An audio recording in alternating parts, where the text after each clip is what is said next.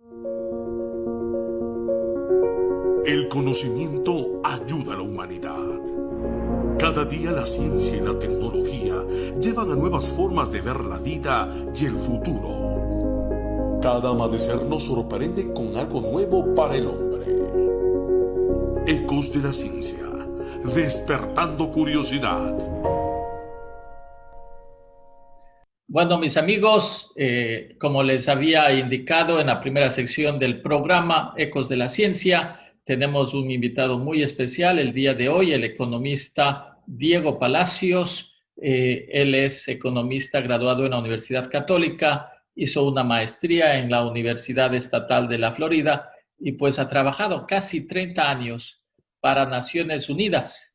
Ha tenido importantes cargos y tengo pues el grato honor de haberlo conocido hace muchos años, así es que le tenemos ahora de nuevo acá en el Ecuador y quisiéramos conversar un poquito con él sobre su experiencia. Buenos días, Diego, un gusto tenerte en el programa y pues antes de empezar, tú sabes, siempre nos preguntamos de este número grande de agencias que hay en Naciones Unidas y una de esas es pues el Fondo de Población donde tú trabajaste todos estos años en Naciones Unidas con su sede en Nueva York. Cuéntanos qué hace el Fondo de Naciones Unidas. Adelante, Diego.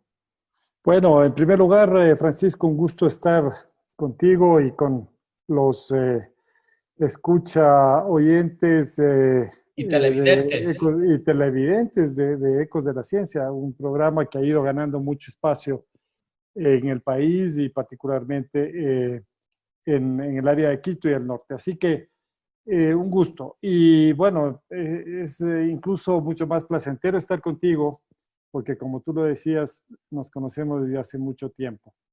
Bien, la pregunta, el Fondo de Población de las Naciones Unidas efectivamente es una de las 60 agencias que tiene el sistema de Naciones Unidas en el mundo. Parecería mucho, un número muy alto de agencias, pero evidentemente cada una de estas agencias se especializa en temas específicos que son de importancia y de interés para los países y para la humanidad en general. El Fondo de Población probablemente es una de las agencias más jóvenes del sistema, pero aún así ha crecido enormemente. Es decir, tenemos ya una presencia en alrededor de 130 países con oficinas y con representantes y tenemos programas de cooperación con los países, con los gobiernos fundamentalmente en cada uno de estos países. Y eso simplemente lo que indica es que efectivamente el tema de población es un tema crucial y en muchos de los casos asumimos la población como un número, como un factor, pero evidentemente la población tiene una dinámica que influencia, que determina los procesos de desarrollo social y económico en los países. Entonces, la población no debe ser vista como un número, tiene que ser vista como un elemento activo en el proceso de desarrollo sustentable en los países.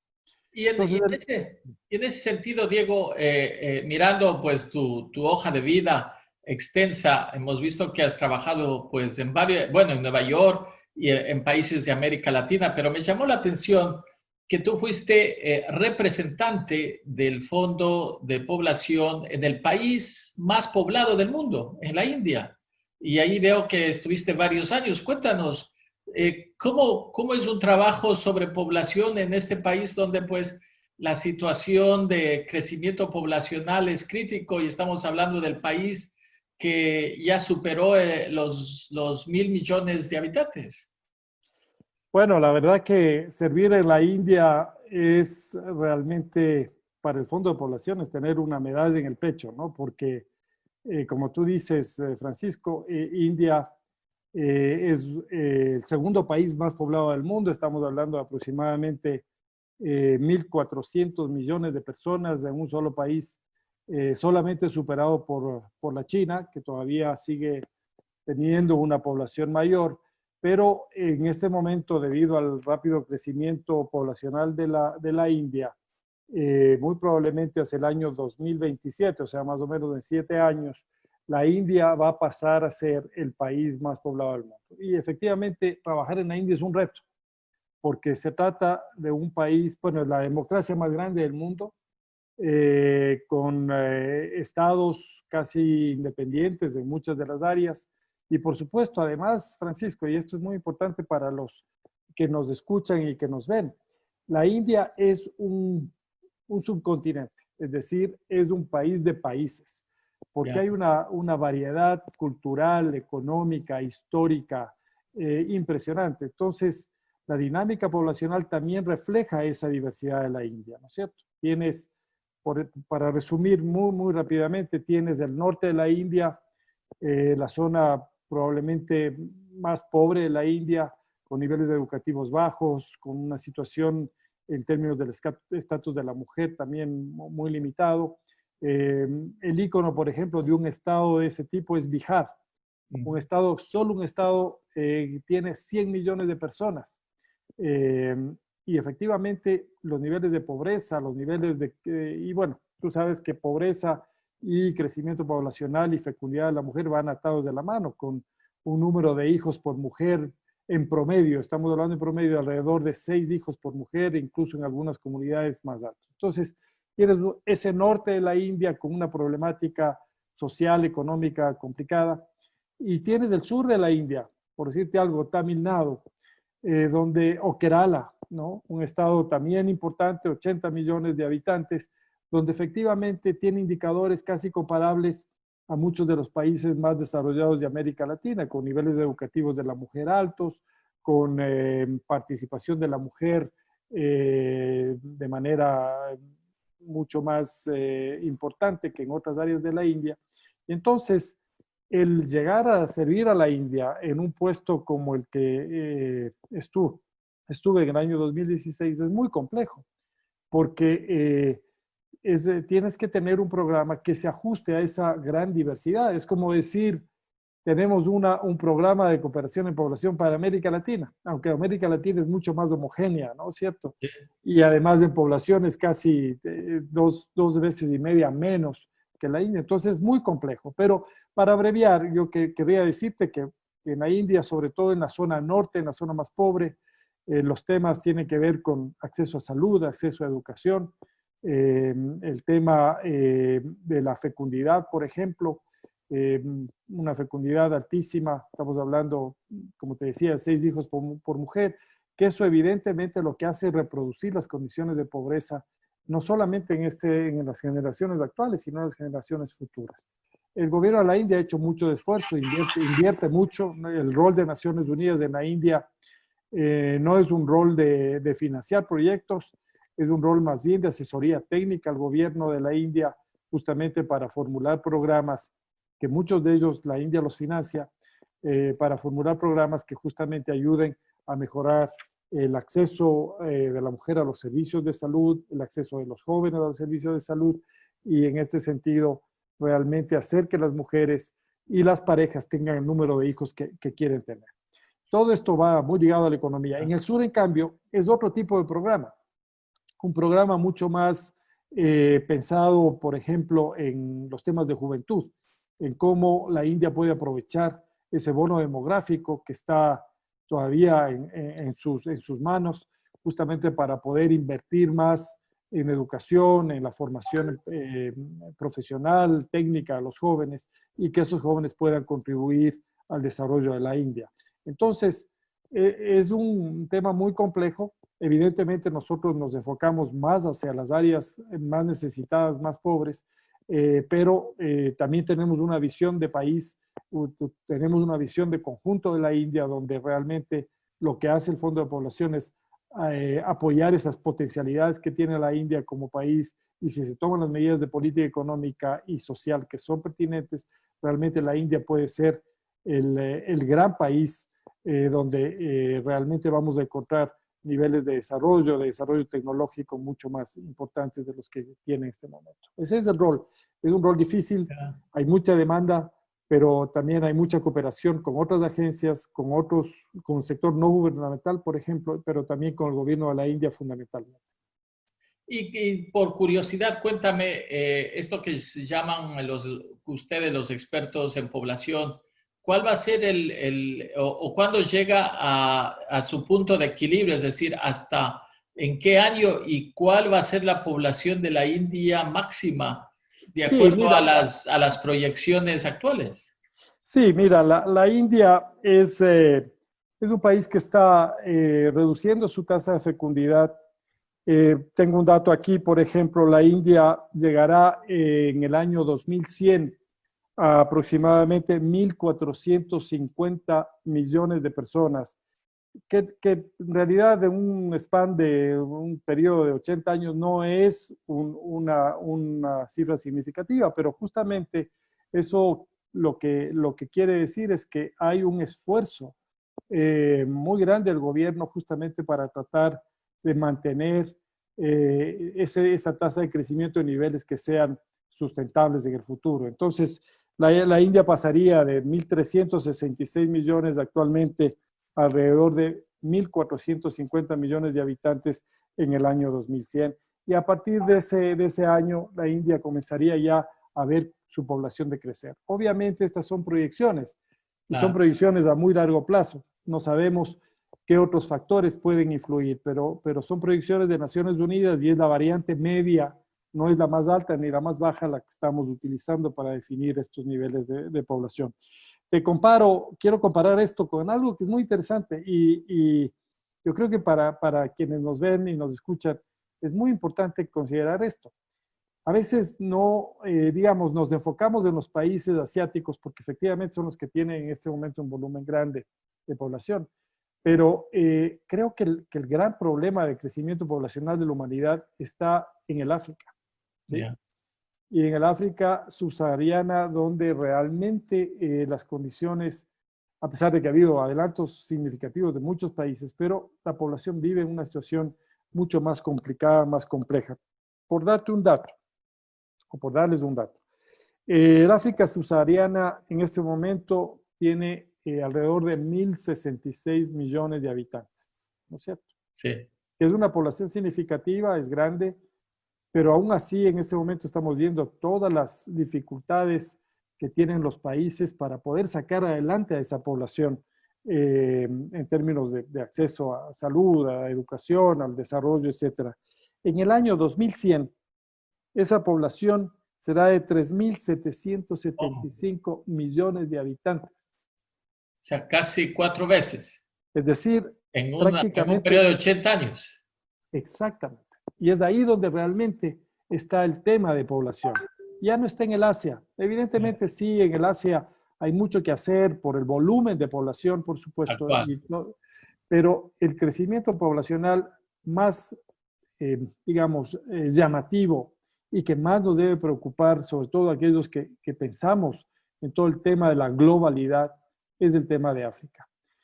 Con una población de 3.775 en 2100 y además las estimaciones indican que más allá del 2100 la población de África seguirá creciendo, Creciendo.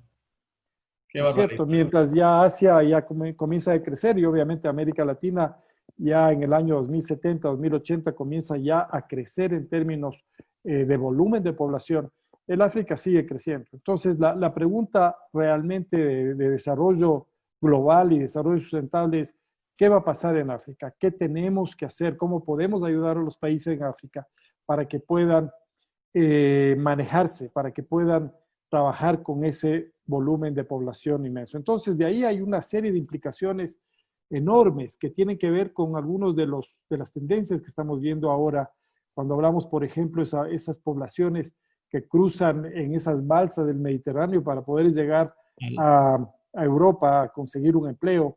Son realmente, no son migrantes, son realmente éxodos de población que son prácticamente obligados, expulsados de sus países a salir, sobre todo jóvenes, a encontrar trabajo en Europa y tratar de hacer su vida. Entonces, el tema más complicado es África y por eso es que el Fondo de Población está redoblando los esfuerzos en África conjuntamente con otros países, los mismos países africanos, pero también países desarrollados que están financiando las actividades del Fondo de Población y de otras agencias justamente para resolver, para ayudar, para asistir a los países africanos a enfrentar esta situación de Bueno, crecimiento poblacional. te agradezco muy rápidamente. Hemos revisado el tema poblacional en la globalidad y pues ahora vamos un poquito, ahora sí, a nuestro país. De los informes que tenemos o de lo que se ha leído, ahora tenemos una población de 17.5 millones. Y yo escuchaba hace unos días a diferentes candidatos a la República diciendo de que pues el tema de la población hay que tomarse en cuenta porque pues el crecimiento poblacional todavía en Ecuador es alto. Parece que más de 350,000 nacimientos por año. Y la fuerza laboral está creciendo de manera significativa cada año. Más de 200,000 personas que buscan trabajo cada año, nuevas personas. ¿Cómo ves tú la situación del Ecuador desde el punto de vista de población? ¿Cuáles son los retos que tiene este país y que los nuevos los gobernantes o los candidatos deben tomar en cuenta? Sí, creo que es una excelente pregunta y muy oportuna en la coyuntura. Porque es muy raro escuchar a algún candidato hablar de población y reflejar eso en sus planes, ¿no? Parece que solamente la población es una constante y en los próximos años no se ha considerado ese elemento en los programas políticos de los partidos. Verás, yo creo que Ecuador ha reducido significativamente su tasa de crecimiento, ¿no? Yo recuerdo en los años 80 el promedio de hijos por mujer en Ecuador, 87 por ahí, era de 4 hijos por mujer. La tasa de fecundidad es una variable muy importante que te refleja realmente el rápido crecimiento o no de la población. Entonces era el 4%. Ahora estamos realmente en una tasa de fecundidad de 2.4, es decir, hemos visto 2.4 hijos por mujer en promedio, hemos visto que eso cae.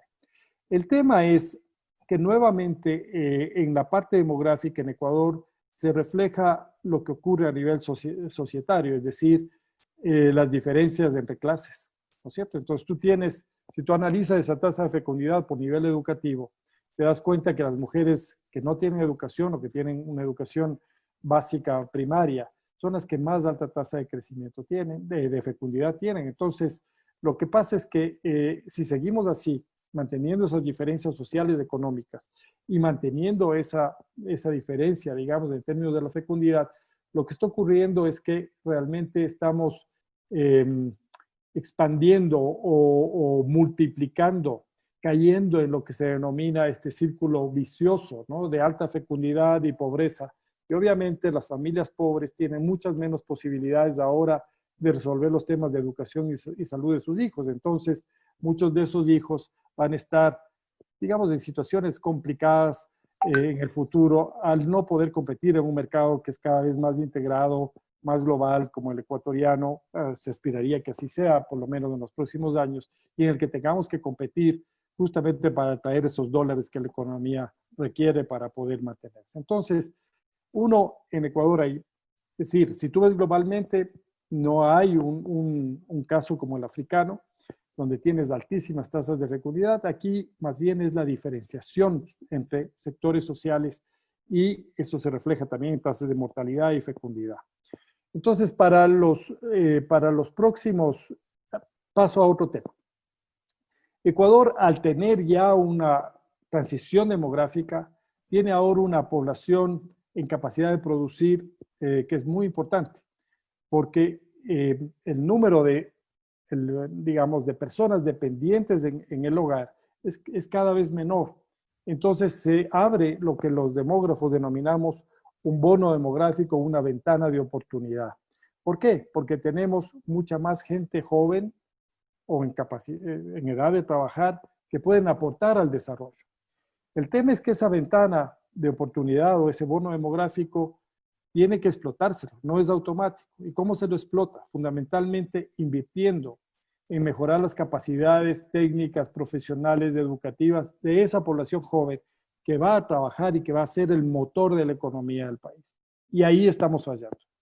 Yo creo que no hay candidatos, por ejemplo, que claramente identifiquen programas para los jóvenes, para la población joven en edad de trabajar, que va a ser justamente la que va a integrar y va a tener esa responsabilidad grande de integrar al país a esa economía global, en términos competitivos, en términos que podamos realmente, digamos, mantener un espacio importante comparado a otros países de la región o de Europa o del Asia o del África, donde realmente la situación es de otra manera. Entonces, los jóvenes tienen que estar en la agenda gubernamental, tienen que estar en la agenda política, porque sin que el Ecuador invierta y se preocupe de la calidad de la educación, del acceso de los jóvenes a la salud, de generar esa capacidad de los jóvenes para poder integrarse idiomas, matemáticas, computación. Vemos ahora que los chicos de la escuela tienen que subirse a un árbol para poder captar una señal para recibir clases en la pandemia. ¿Cómo puede ser eso? La tecnología realmente es privilegio de muy pocos, ¿no? No está socializada.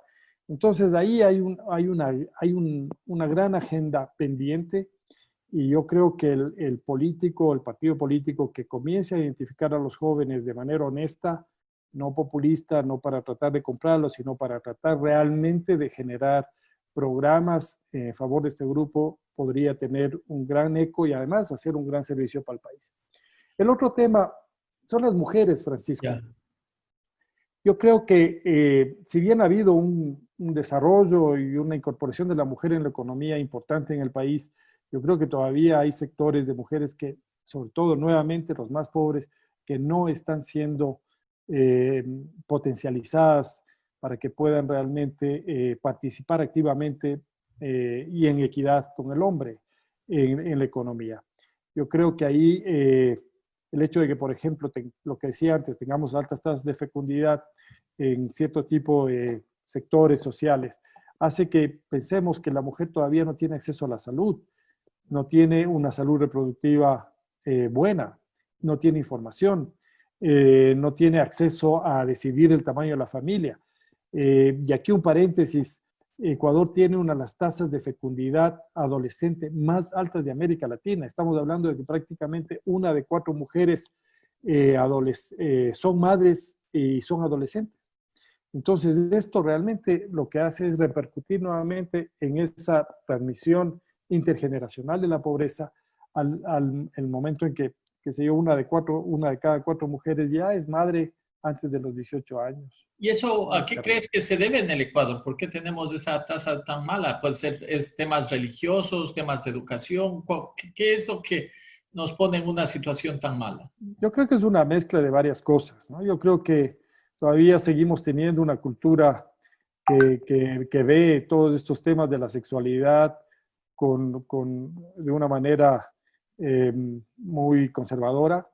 Yo creo que es un tabú todavía que los padres de familia o los maestros, qué sé yo, expliquen adecuadamente a las adolescentes, sobre todo de esos niveles, ¿no?, socioeconómicos más bajos, cómo protegerse de una relación, cómo evitar digamos, posponer incluso sus relaciones, etcétera. Yo creo que es un tema educativo, es un tema cultural.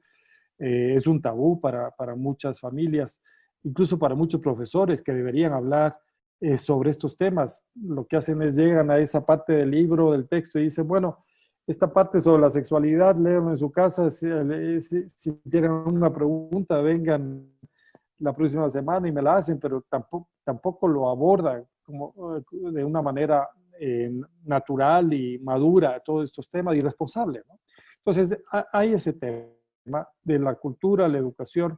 Yo creo que los servicios de salud tampoco están llegando a las adolescentes, ¿no es cierto? Es decir, si hay una adolescente sexualmente activa y viene a pedir un método anticonceptivo de cualquier índole, ¿qué es lo que responde el servidor de salud? Bueno, sus padres saben y en muchos casos esos centros de salud están en los mismos barrios que las adolescentes. Entonces, las adolescentes no se acercan porque inmediatamente el servidor de salud va a avisar a su familia que efectivamente esta niña, esta adolescente está teniendo relaciones sexuales. Entonces hay temas de acceso de salud, a la salud, temas de información, temas de educación. Yo creo que eso está llevando a este asunto. Pero también hay temas psicológicos, ¿no? Yo creo que ya hemos visto en algunos países de América Latina el hecho de que los adolescentes y los jóvenes en realidad no se sienten integrados, no se sienten parte de un proyecto nacional, son jóvenes, mujeres sobre todo, que ven que realmente su futuro en términos laborales, profesionales, es muy limitado por ser mujeres o por ser pobres o por ser indígenas, y entonces tampoco tienen aspiraciones de decir, bueno, yo tengo un camino, una ruta personal en términos de realización profesional, etcétera, y entonces el matrimonio o la unión de hecho o las relaciones sexuales realmente llegan a reemplazar, digamos, esa visión de crecimiento y desarrollo personal hacia el futuro. Yo creo que es una amalgama de cosas que están influyendo sobre esto y que son realmente muy perjudiciales para el desarrollo del país, no solamente para la familia, ¿no? la joven, el individuo, sino también si tú agregas esto en términos de este fenómeno nacional, es un tema muy complicado para el país. Y en eso te quería preguntar, bueno, ya vamos terminando, pues ha sido interesante la conversación, pero antes de terminar, quería preguntarte, de parte de tu expertise en este tema, es que entiendo que el punto de equilibrio o Ecuador va a llegar en la segunda parte de este siglo alrededor de 25 millones de habitantes. ¿El Ecuador tiene capacidad para mantener 25 millones de habitantes o es necesario insistir o es necesario que las autoridades sigan o planteen promoción o programas agresivos para bajar aún más este porcentaje de fecundidad que tú mencionas que es alto todavía en Ecuador? Pancho, Francisco, yo creo que esa pregunta es excelente, ¿no? Mira, digamos, yo creo que hay varias tendencias en la demografía y el desarrollo que contestarían desde distintos puntos de vista esa pregunta.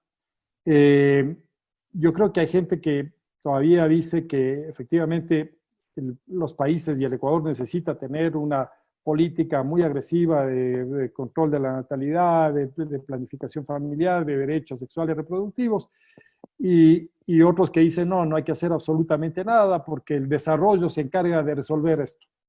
Yo no comparto ninguno de esos dos extremos. Yo creo que hay que trabajar en ofrecer de manera libre y voluntaria el acceso a servicios de salud reproductiva a las mujeres, a las jóvenes, hay que educarlas. Yo creo que ahí hay un gran esfuerzo que hacer. Pero por otro lado, yo también creo que el Ecuador no debería, ¿sí? A largo plazo, no debería pensar en tener un programa restrictivo del crecimiento. Yo creo que no. Yo creo que el Ecuador tiene que ir manejando una política de desarrollo que permita porque imaginémonos, si es que tenemos solo 25 millones de personas en el año 2100, esa población va a ser una población que en ese periodo va a ser vieja o adulta mayor, ¿no es cierto?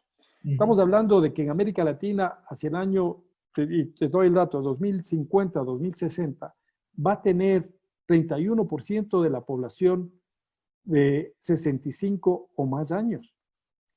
Entonces, si tú piensas en el Ecuador y asumes esa tasa para el Ecuador, quiere decir que prácticamente de esos 25 millones que seríamos como población estabilizada, por lo menos la mitad o tal vez más va a ser población de 65 y más años.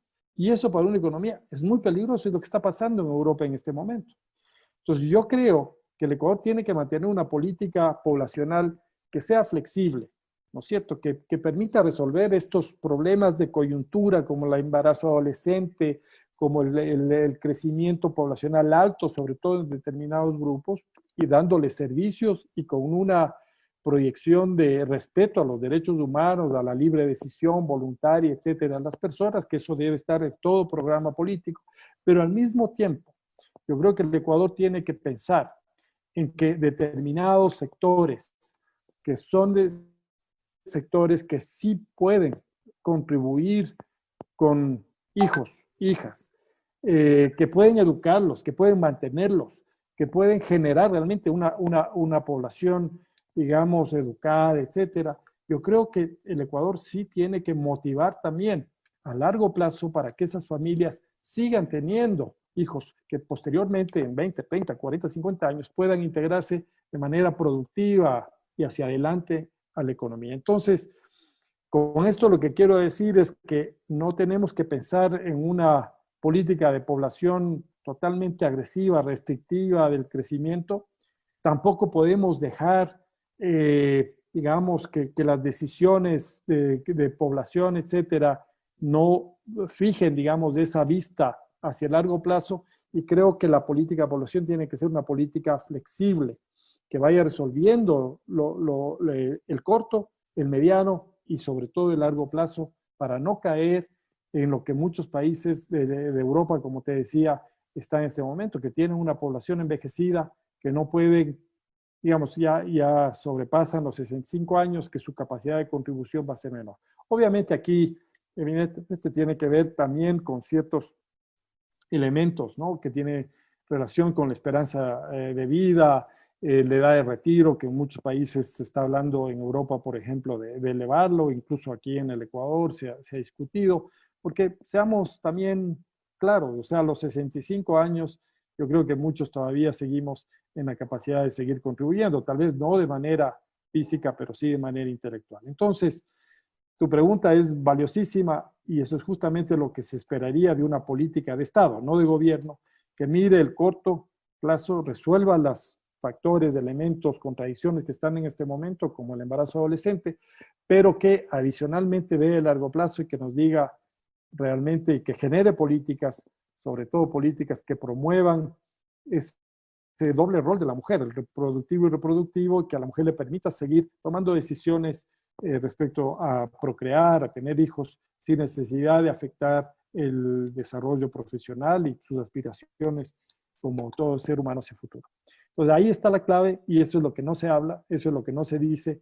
Lo que escuchamos es versiones de uno y de otro lado. No, ese no es un problema de desarrollo, el crecimiento poblacional se resuelve solo, por un lado, y por otro lado, gente que dice, no, hay que realmente poner programas agresivos de planificación familiar. Yo creo que la respuesta no está en ninguno de los dos extremos, sino en realmente ir gestionando el tema de población de una manera más responsable y con una visión de largo plazo.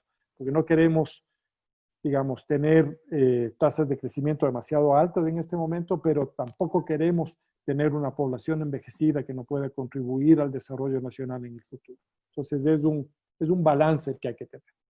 Entonces, ya para terminar, Diego, quizás la conclusión de esta conversación muy interesante es que si tú estuvieras de asesor de alguno de los candidatos y como experto en población, en realidad el énfasis actual ahora es los jóvenes. Así es. En todo sentido, no solo en temas de salud y de reproducción, sino también en los temas de productivos. Yo creo que tenemos todavía una ventana abierta, ese bono demográfico que tenemos que explotar y hay que ser, digamos, creativo para ver cómo podemos integrar a los jóvenes al sector bancario, a los préstamos, a producir, a mejorar su calidad técnica. Yo creo que ahí está la respuesta y eso es lo que no he escuchado ninguno de los candidatos discutir. Hacia ahí van los tiros y hacia ahí va realmente el tema del futuro en el país. Bueno, te agradecemos muchísimo. Ha sido muy interesante, Diego, haberte tenido aquí en este programa, pues y esperemos pronto de nuevo para seguir esta conversación tan amena. Mis amigos, ha sido la entrevista con el economista Diego Palacios, que pues como experto en población nos ha contado de su experiencia y de lo que podría el Ecuador o los candidatos hablar y promover durante esta coyuntura que tenemos, las elecciones que se nos viene en los próximos meses. Vamos a un pequeño corte comercial y seguimos con nuestro programa Ecos de la Ciencia. Muchas gracias, Diego. Gracias. Y hasta la próxima.